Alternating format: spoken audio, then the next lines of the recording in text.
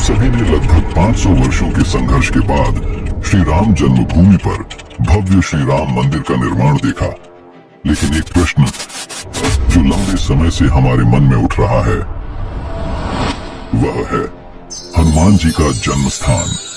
श्री राम के अनन्य भक्त हनुमान जी के जन्म स्थल को लेकर विवाद न केवल धार्मिक दृष्टिकोण से बल्कि सांस्कृतिक और ऐतिहासिक दृष्टिकोण से भी अत्यधिक महत्व रखता है। हनुमान जी जो एक चिरंजीवी देवता के रूप में आज भी इस पृथ्वी पर विद्यमान हैं, उनका जन्म स्थान अब तक अनसुलझा सा रहा है। कर्नाटक के हम्पी में स्थित अंजना पर्वत को हमेशा हनुमान जी का जन्म स्थल माना जाता रहा है। हालांकि पिछले कुछ वर्षों में इस स्थान को लेकर एक नया विवाद सामने आया है। कुछ लोग झारखंड के गुमला जिले के आंजन गांव की एक गुफा को हनुमान जी के जन्म स्थान के रूप में प्रस्तुत कर रहे हैं, जबकि कुछ अन्य हनुमान जी का जन्म स्थान हरियाणा के कैथल जिले में मानते हैं। इस विवाद ने अन्य राज्यों के प्रमुख स्थानों को भी अपनी ओर आकर्षित किया है। महाराष्ट्र के नासिक स्थित त्र्यंबकेश्वर के मध्य अंजनेरी पर्वत को भी हनुमान जी का जन्म स्थान बताया जा रहा है। इसके साथ ही कर्नाटक के समुद्र तटीय स्थल गोकर्ण और गुजरात के नवसारी क्षेत्र में भी हनुमान जी के जन्म स्थान का दावा किया गया है। इसके अलावा आंध्र प्रदेश के तिरुमला पर्वत श्रृंखला में स्थित अंजनाद्रि को भी हनुमान जी के जन्म स्थान के रूप में प्रस्तुत किया जाता रहा है।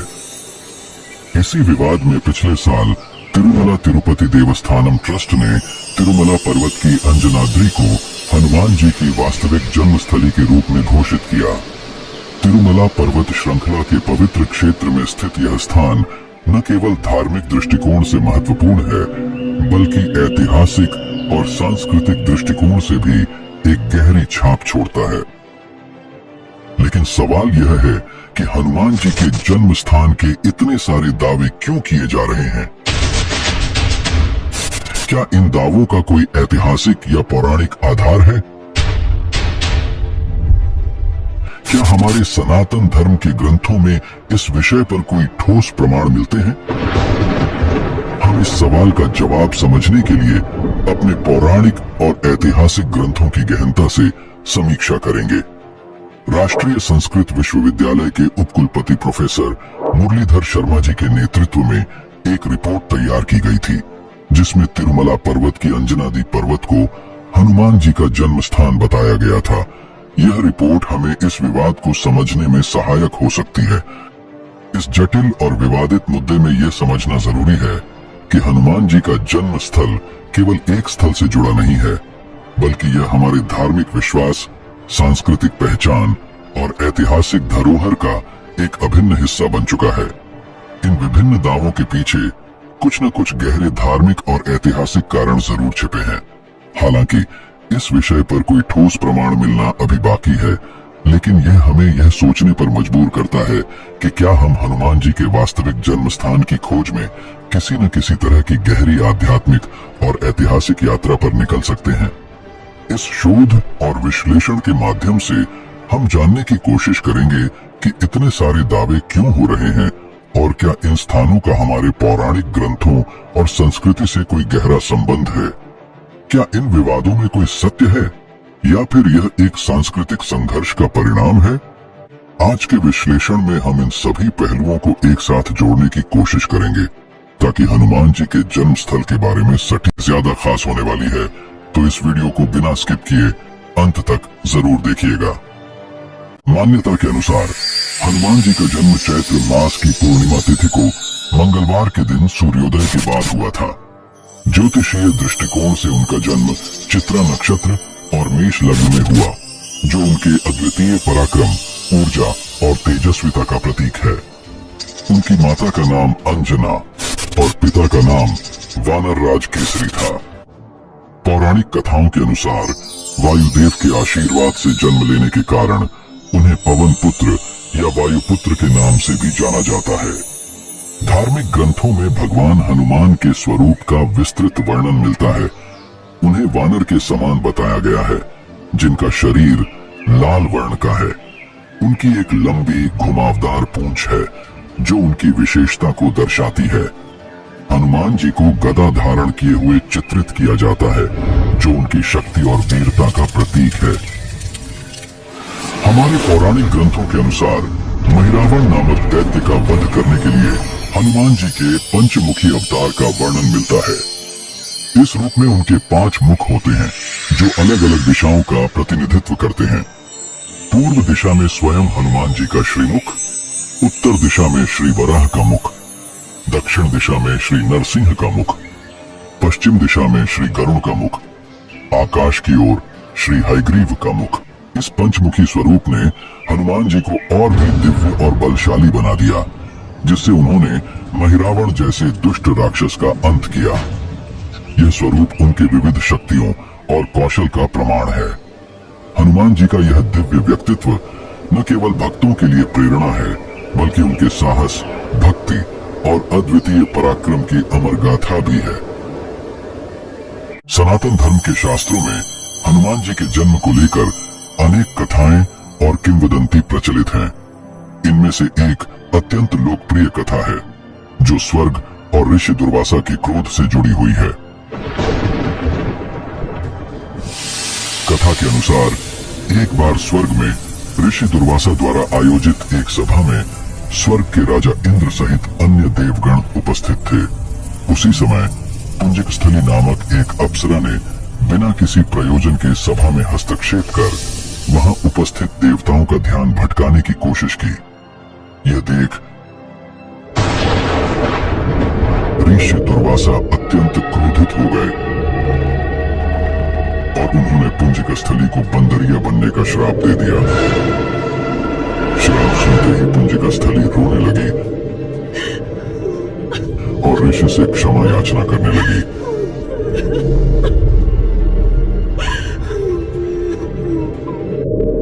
ऋषि दुर्वासा ने अंततः कहा, इस श्राप का अंत तुम्हारे अगले जन्म में होगा। तुम्हारा विवाह बंदरों के देवता से होगा और तुम्हें एक ऐसा पुत्र प्राप्त होगा जो महान, शक्तिशाली और तेजस्वी होगा। अगले जन्म में पुंजिका स्थली ने माता अंजनी के रूप में जन्म लिया और उनका विवाह वानर राज केसरी से हुआ। कालांतर में माता अंजनी के गर्भ से हनुमान जी का जन्म हुआ। वहीं एक अन्य कथा में यह कहा गया है कि अयोध्या के राजा दशरथ ने संतान प्राप्ति के लिए एक विशेष यज्ञ का आयोजन करवाया। यज्ञ की समाप्ति पर उन्हें एक दिव्य हव्य प्राप्त हुई, जिसे खाकर उनकी तीनों रानियां गर्भवती हुई। इसी यज्ञ से जुड़ा एक प्रसंग बताता है कि उस हव्य का एक अंश गरुड़ द्वारा उठाकर ले जाया गया और वह स्थान पर गिर गया जहां माता अंजनी पुत्र प्राप्ति के लिए कठोर तपस्या कर रही थी। जब माता अंजनी ने उस दिव्य हव्य को देखा तो इसे देवताओं का आशीर्वाद समझते हुए ग्रहण कर लिया। इस दिव्य हव्य के प्रभाव से माता अंजनी गर्भवती हो गईं और समय आने पर उन्होंने हनुमान जी को जन्म दिया। इन दोनों कथाओं में हनुमान जी के जन्म से जुड़ी गहराई और उनकी दिव्यता को दर्शाया गया है। चाहे यह ऋषि दुर्वासा के श्राप से जुड़ी कथा हो या राजा दशरथ के यज्ञ का प्रसंग, दोनों ही कहानियां यह बताती हैं कि हनुमान जी का जन्म एक विशेष उद्देश्य और दिव्य शक्ति के प्रतीक के रूप में हुआ था। चलिए अब उन विवादों की ओर आगे बढ़ते हैं जिसने पूरे देश में खलबली मचा रखी है और जानने की कोशिश करते हैं कि आखिर क्या है इन विवादों के पीछे की असली सच्चाई। क्यों इस विवाद ने पूरे देश को एक संदेह में डालकर रख दिया है। पर वीडियो में आगे बढ़ने से पहले मैं आपसे एक छोटी सी विनती करना चाहूंगा। अगर आपको यह वीडियो पसंद आ रही हो और अगर अब तक आपने हमारे चैनल को सब्सक्राइब नहीं किया है तो कृपया इस वीडियो लाइक कर आपके अपने चैनल को सब्सक्राइब कर ले, क्योंकि आपका एक छोटा सा समर्थन हमें और बेहतर कंटेंट बनाने के लिए प्रेरित करता है। तो चलिए वीडियो में आगे बढ़ते हैं। अभी हाल ही में हम श्री राम जी के जन्म स्थान के संघर्ष से उभरे हैं, जहां अयोध्या के एक ही स्थल की बात थी और हमारे पास इसके समर्थन में बहुत सारे प्रमाण मौजूद थे। स्कंद पुराण में अयोध्या महात्मा के तहत वहां के सभी धार्मिक स्थानों का सटीक प्रमाण मिलता है और साथ ही हमें भूमि के नीचे प्राचीन मंदिर के अवशेष भी मिले थे। लेकिन जब बात हनुमान जी के जन्म स्थान की होती है तो यह विषय थोड़ा जटिल और पेचीदा हो जाता है। क्योंकि हनुमान जी के जन्म स्थान को लेकर एक ही स्थान पर सहमति नहीं है। लगभग आधा दर्जन स्थानों को हनुमान जी का जन्म स्थान माना जा रहा है और प्रत्येक स्थान की अपनी अपनी मान्यता और आस्था जुड़ी हुई है। यह विवाद इसलिए बढ़ गया है क्योंकि हर स्थान पर हनुमान जी के जन्म को लेकर लोगों की अलग अलग मान्यताएं और श्रद्धा भाव है और इस कारण से इस रहस्य को सुलझाना एक चुनौतीपूर्ण कार्य बन गया है।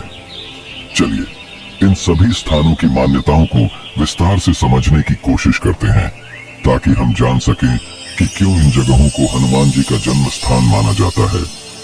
हरियाणा के कैथल क्षेत्र को प्राचीन काल में कपिस्थल के नाम से जाना जाता था, जिसका अर्थ वानरों का स्थान है।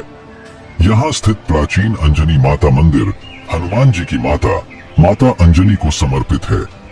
स्थानीय मान्यताओं के अनुसार माता अंजनी ने इसी स्थान पर तपस्या की थी और यहीं पर हनुमान जी का जन्म हुआ था। इसीलिए कैथल के निवासी इसे हनुमान जी का जन्म स्थान मानते हैं। यह मंदिर श्रद्धालुओं की आस्था का केंद्र है, जहां हर साल बड़ी संख्या में भक्तजन पूजा अर्चना के लिए आते हैं। धार्मिक और सांस्कृतिक दृष्टि से महत्वपूर्ण यह स्थान कपिस्थल नाम और अंजनी माता मंदिर के कारण हनुमान जी के जन्म स्थान से जुड़े दावों को बल देता है। हालांकि हनुमान जी के जन्म स्थान को लेकर विभिन्न दावे मौजूद हैं, परंतु कैथल की मान्यता स्थानीय परंपराओं और आस्थाओं का प्रतीक है। वहीं दूसरे दावे के अनुसार गुजरात के नवसारी जिले के डांग क्षेत्र में स्थित अंजनी गुफा को भी हनुमान जी का जन्म स्थान माना जाता है। स्थानीय मान्यताओं के अनुसार माता अंजनी ने इसी गुफा में तपस्या की थी, जिसके फलस्वरूप हनुमान जी का जन्म हुआ। यह गुफा अंजना पर्वत पर स्थित है और आसपास का गांव अंजनी गांव के नाम से जाना जाता है। डांग जिले के आदिवासी समुदाय गहरी आस्था रखते हैं और मानते हैं कि यह पवित्र स्थान हनुमान जी के जन्म से जुड़ा है। यहाँ हर साल बड़ी संख्या में श्रद्धालु पूजा अर्चना के लिए आते हैं।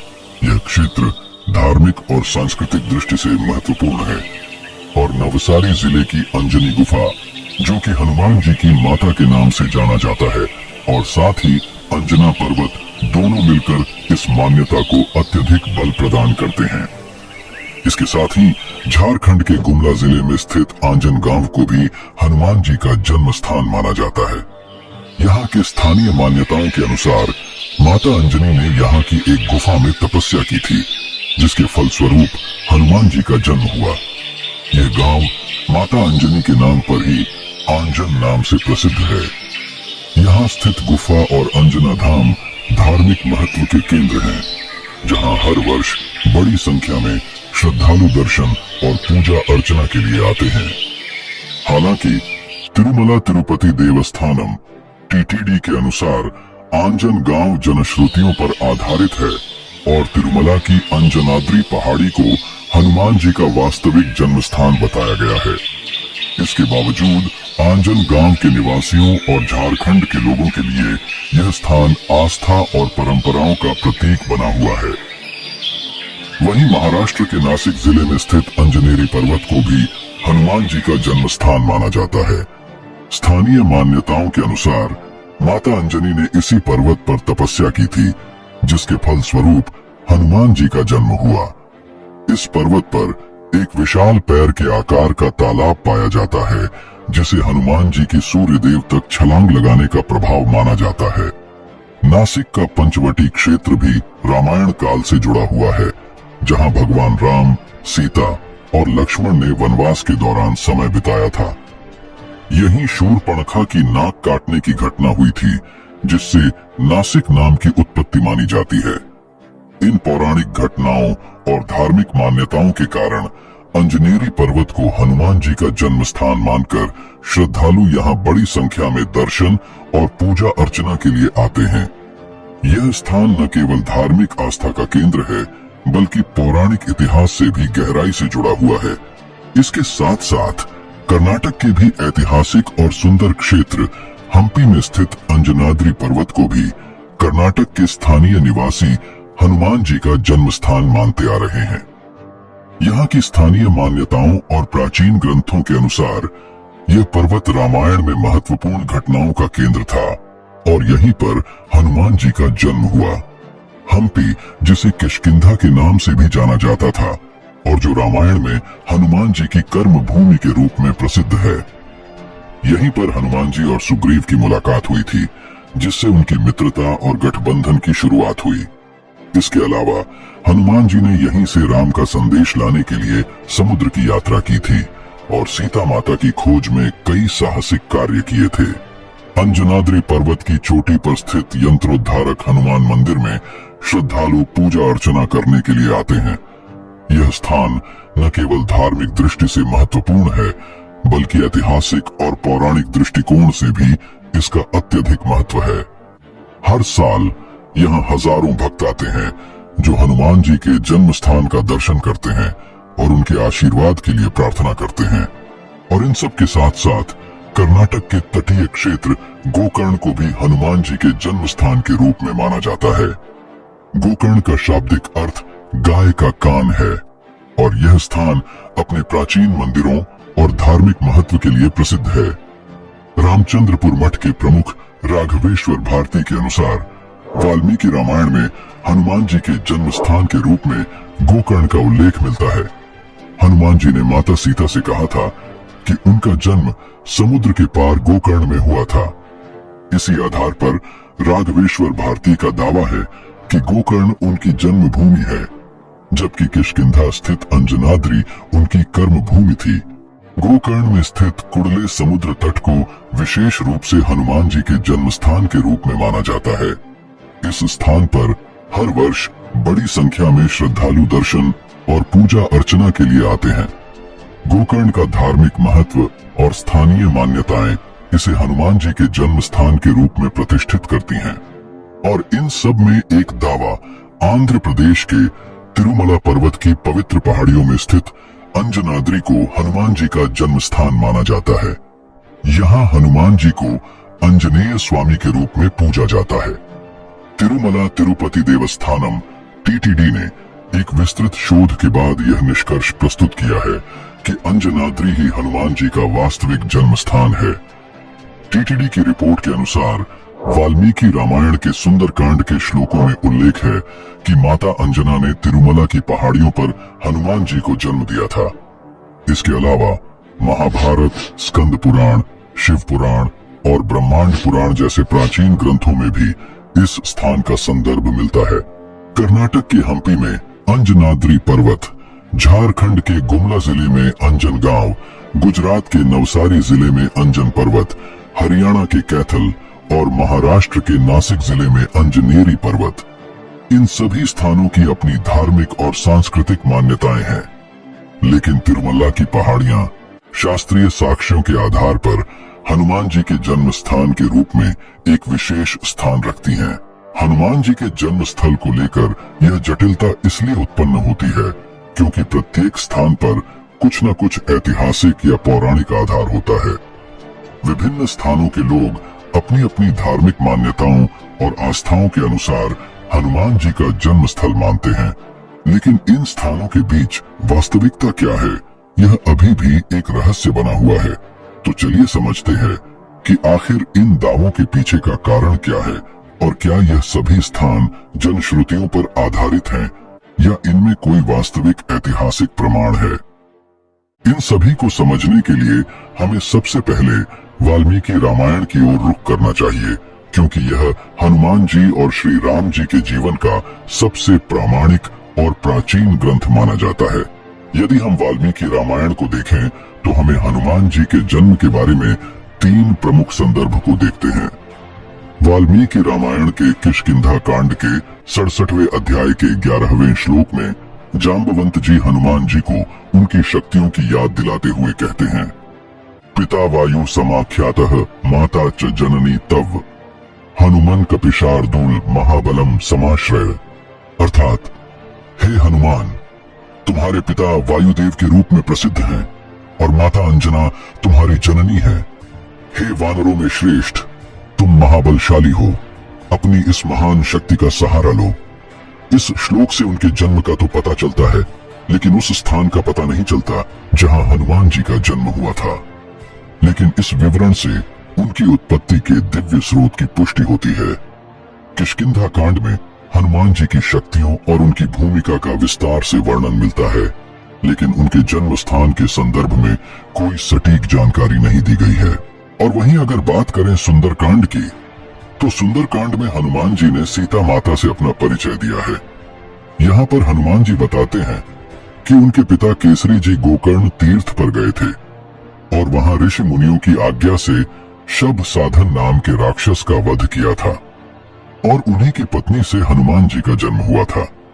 हालांकि इस विवरण में भी हनुमान जी के जन्म स्थान का स्पष्ट उल्लेख नहीं किया गया है, लेकिन गोकर्ण का नाम आया है, जिससे गोकर्ण के लोग यह मानने लगे हैं कि हनुमान जी का जन्म वहीं हुआ था। वाल्मीकि रामायण के सुंदरकांड में मालवानों का उल्लेख किया गया है, जो एक पर्वतीय क्षेत्र के रूप में दिखाई देता है। भास्कराचार्य सिद्धांत शिरोमणि में भी मालवानों के बारे में बताया गया है कि वह हिमालय के ऊपर स्थित एक पर्वत था जो पूर्व दिशा में स्थित था। इसके अलावा मालवानों केतुमाला और इलावृत्त प्रदेशों को विभाजित करता था। इस विवरण से यह संकेत मिलता है कि हनुमान जी का जन्म संभवतः हिमालय क्षेत्र में हुआ था। हालांकि इस स्थान का नाम स्पष्ट रूप से नहीं दिया गया है। हनुमान जी के जन्म स्थान के बारे में जो विभिन्न दावे किए गए हैं, वे सभी जनश्रुतियों, धार्मिक मान्यताओं और विभिन्न स्थलों से जुड़ी आस्थाओं पर आधारित हैं। वाल्मीकि रामायण में हनुमान जी के जन्म के बारे में कुछ विशिष्ट संकेत मिलते हैं, लेकिन कोई स्पष्ट और सटीक स्थान का उल्लेख नहीं किया गया है। हर स्थान पर हनुमान जी के जन्म को लेकर कुछ न कुछ पौराणिक या ऐतिहासिक संदर्भ होते हैं, लेकिन वास्तविक जन्म स्थान का निर्धारण करना अत्यंत कठिन है।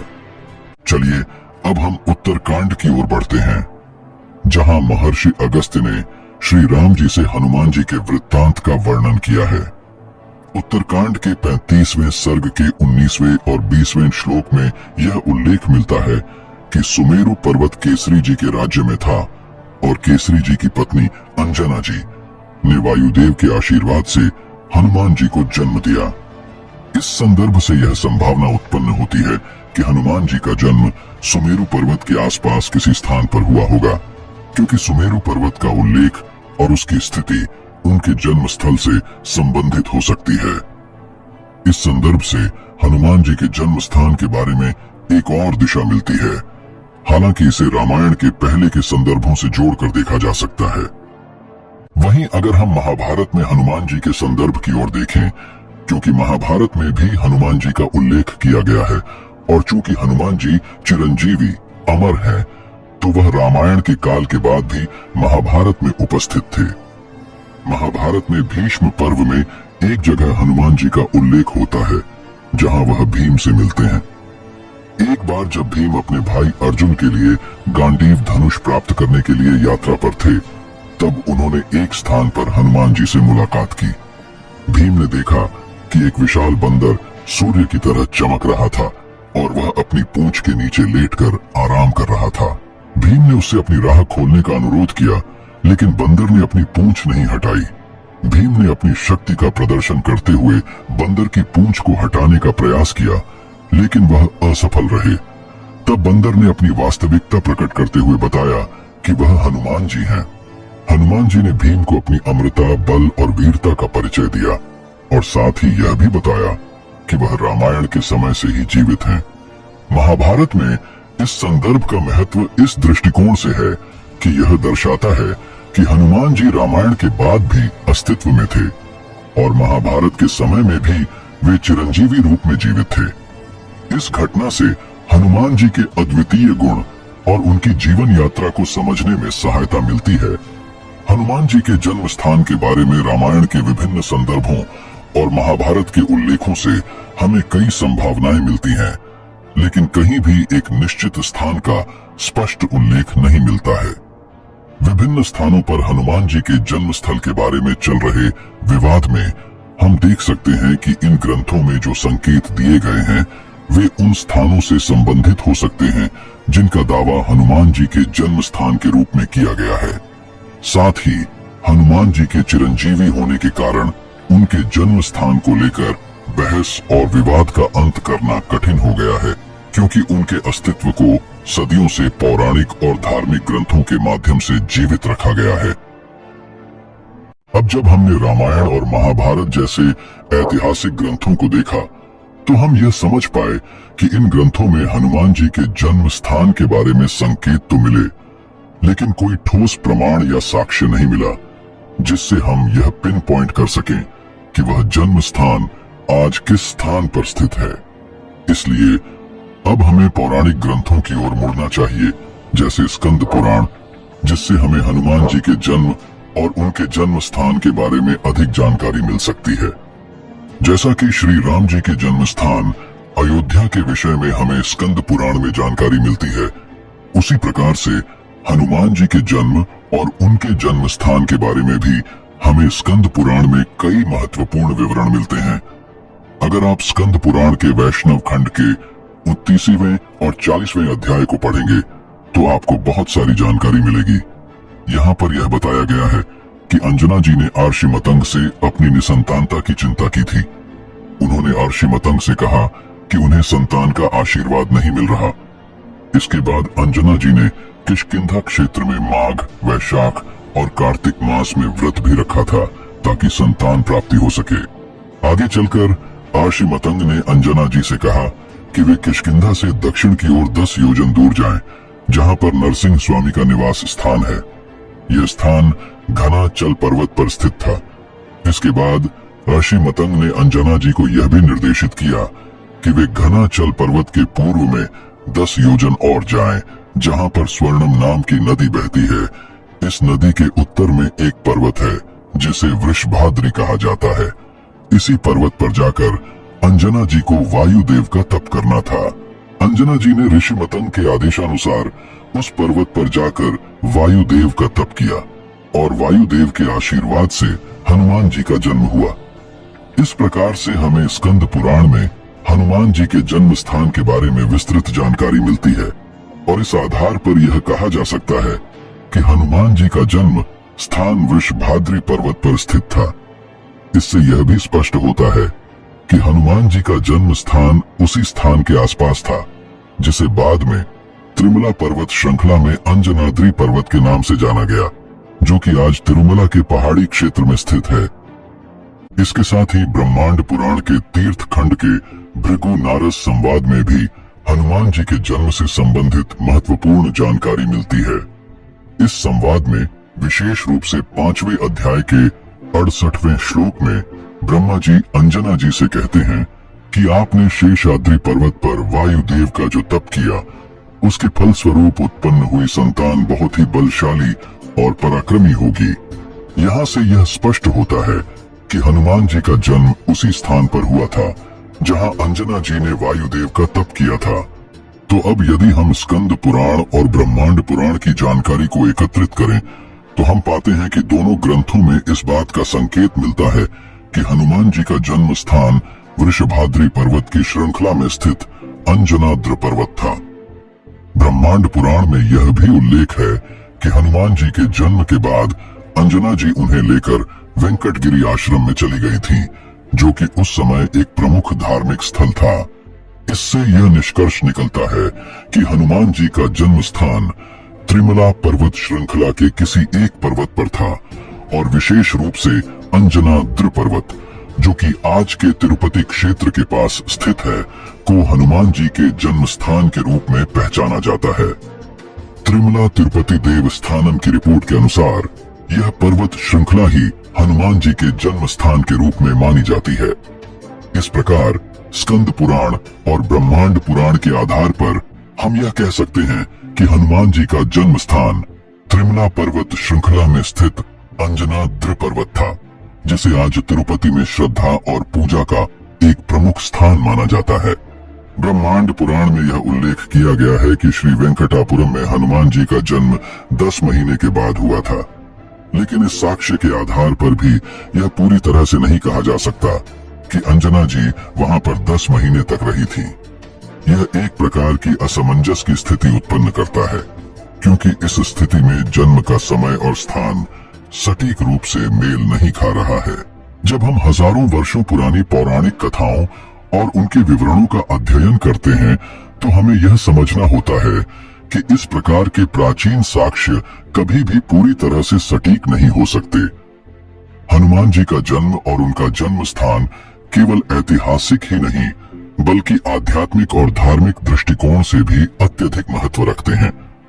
हनुमान जी की अद्वितीय शक्ति, उनकी आस्था और उनका चिरंजीवी स्वरूप, ये सभी पहलू इस कथा का अभिन्न हिस्सा हैं। हमारे धार्मिक और ऐतिहासिक ग्रंथों में जो भी साक्ष्य मिलते हैं वे अलग अलग दृष्टिकोणों और समयों से जुड़े हुए होते हैं। चाहे हनुमान जी का जन्म स्थान त्रिमला पर्वत श्रृंखला में स्थित अंजनाद्र पर्वत माना जाए या कोई अन्य स्थान, यह एक ऐसी बहस है जो आस्था से भी जुड़ी हुई है। जहां जहां लोग उनकी पूजा करते हैं वहां की आस्था और विश्वास भी उतनी ही महत्वपूर्ण है।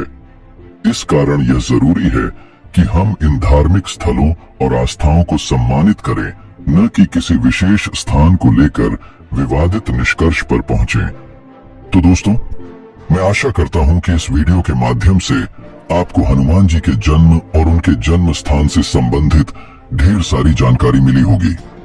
आपसे निवेदन है कि इस वीडियो को अपने दोस्तों और परिवारजन के साथ जरूर साझा करें। अगर इस विषय में आपके पास कोई और ज्ञान या जानकारी हो तो कृपया उसे कमेंट सेक्शन में जरूर शेयर करें, क्योंकि मैं खुद कमेंट्स पढ़ता हूं। और यदि आपने अभी तक चैनल को सब्सक्राइब नहीं किया है तो कृपया चैनल को सब्सक्राइब करें, ताकि ऐसी ज्ञानवर्धक वीडियो और जानकारी और अधिक लोगों तक पहुंच सके और साथ ही हमारा भी उत्साह बढ़े। चलिए अब इस वीडियो को यहीं समाप्त करते हैं। मिलते हैं अगले वीडियो में फिर एक नए विषय के साथ। तब तक के लिए जय श्री राम।